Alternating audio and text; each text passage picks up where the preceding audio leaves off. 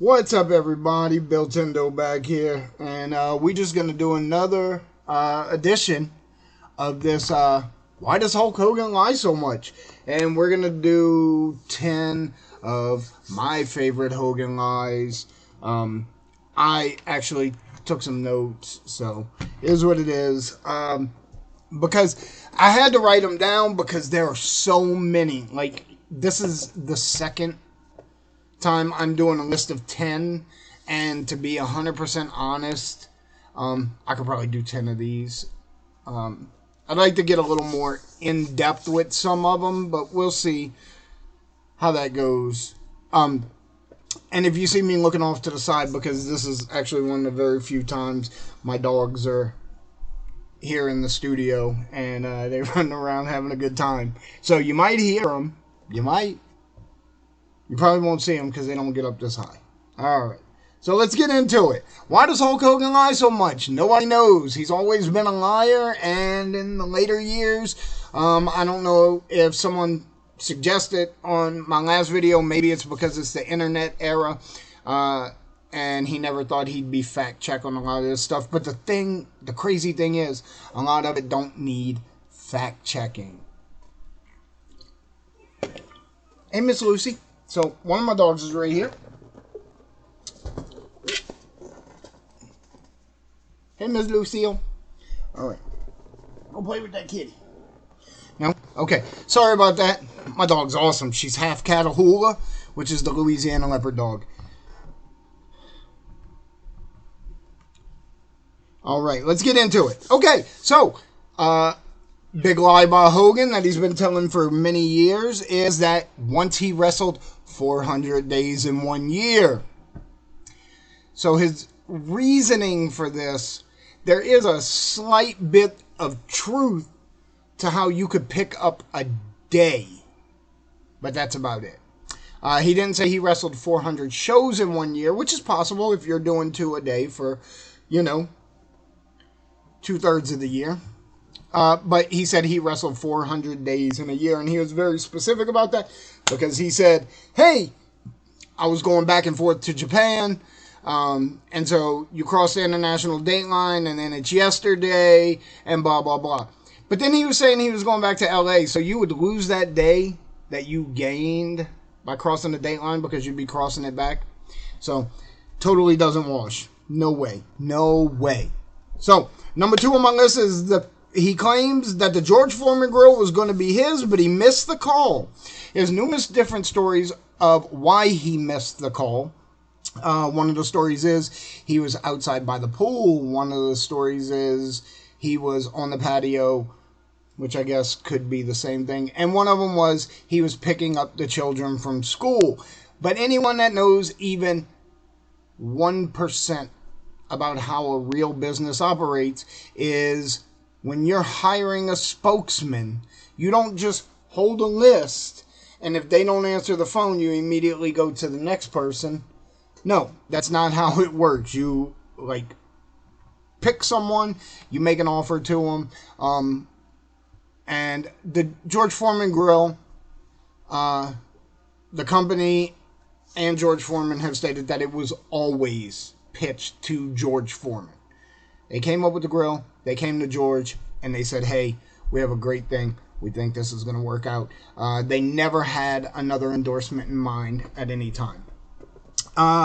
It's funny we're showing the creation of the NWO on the side here. This is actually from Hogan's Instagram. That's what I have running on the side there. He claims to have created the NWO when he wasn't even the first person to be picked as the third man. Hall and Nash actually had an entire list, and Hogan was probably the 3rd or 4th name on the list and had to be talked into it. Ric Flair and Sting were both above him on the list. Actually, the number 1 name on the list was Sting. But he claims to have invented the NWO, and that he did it before Hall and Nash came there, but that he wanted the Booty Man and the Nasty Boys. There's no doubt in my mind he probably pitched that stable at one time or another. But he definitely was not pitching the NWO. There's actually a documentary with that has Scott Hall in it that explains that Hogan could not get on board at first because they were trying to do something new, fresh, more realistic with the NWO, and Hogan was still cutting cartoonish promos. And they had to edit all around that. So if you see the first couple of videos that the NWO played on the big screen, they're really chopped up and edited, especially when Hogan talks, because he was still being the overly cartoonish Hogan. Because he didn't invent the NWO. He didn't even know what the plan was, and it was really hard for him to get on board. Alright, so we're moving on to number 4 on our list today. He claims that Harley Race walked into the arena with a gun, set the ring on fire, and then when he found Hogan in the bathroom, using the restroom, he put the gun down and shook Hogan's hand and asked him for a job. Now, again, there's a smidge of facts mixed in here, and I think that's what Hogan does. I think he takes stories or events and he adds himself to them and then greatly exaggerates them. I don't understand. One of my theories is that Hogan is the biggest mark for Hogan. He wants his legend to be so big and so impressive that it could never be topped. And he had a giant career with a lot of really interesting things happen to him. So it doesn't make sense why he lies about so much. The truth in the situation is Harley Race was known to carry a gun. So, did Harley Race have a gun on him? Probably. Did he come into the arena angry? Maybe. At the time, they were performing in, I believe, Phoenix, Arizona, and Harley Race owned the local promotion. This is back when it was WWWF. Did he try to set the ring on fire? No. No one corroborates that. Or that he did set the ring on fire. That never happened. He never shook Hogan's hand and never asked Hogan for a job because you know why? Hogan wasn't the fucking boss. Also, if all of that happened, a year later, Harley Race would not have been employee of the WWF. Yet he joined WWF a year after this supposedly happened. I don't think Vince McMahon would have hired some lunatic that burnt down a ring right before a show and waved a gun around at everyone and then said, you know what, I think we're going to hire that guy. But, okay. So we're going to go on to lie number 5, which is a banger, and it's one of my favorites because it doesn't make sense. So we all know that heights and weights are inflated in wrestling. You know, it's part of the character, and I get it sometimes, you know, you want people to appear larger than life, and with Hogan is 6'5". Yeah, 6'4". Sorry. Hogan is 6'4". However, he claims that he used to be 6'9", but after back and knee surgery, he is now 6'4". That doesn't make any sense. If you lost that much height due to a back surgery, you would not be walking upright. You would definitely need a cane. If you even lost an inch because of back surgery, you would probably be walking with a cane. That's crazy. In a court deposition, this is next on the list. This is number 6 for today. Next up on the list is Hulk Hogan and his Gawker trial during the deposition, under oath,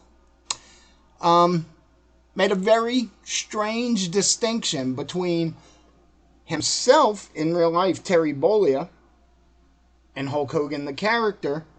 And you can say a lot of things are different. You know, you could Hogan could say, you know, my real name is Terry. Hogan is just a character I play. I get that. You can sell that to an extent. But in this court deposition, he actually claimed that Hulk Hogan has a 10 to 12 inch penis. But Terry Bollea does not. He has an average size penis. Are you joking? Are you joking? Are you really trying to say that the character you play has a bigger wang than you do? Nope. You can't change physical attributes. You are what you are. Your height is your height. Your weight is your weight. And I understand blowing them up, but for hyperbolic sake, it's just a part of wrestling. But this is the first I've ever heard of someone's character having a larger penis than the person that portrays that character. That is insane. So we're gonna move on to number 7, and he claims it was his idea, and that he talked Vince McMahon into selling merch. That there was no WWF merchandise before he talked Vince McMahon into it. And I think he said the first product was Wrestling Buddies. But Vince had been selling t-shirts for years.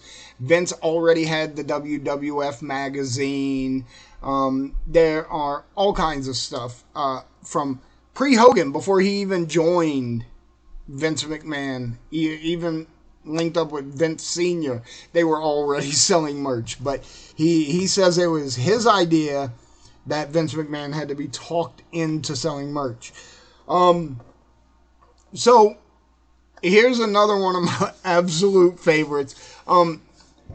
Hogan, we could do a whole episode on Hogan shoehorning himself with lies or shitty actions into other people's legacies.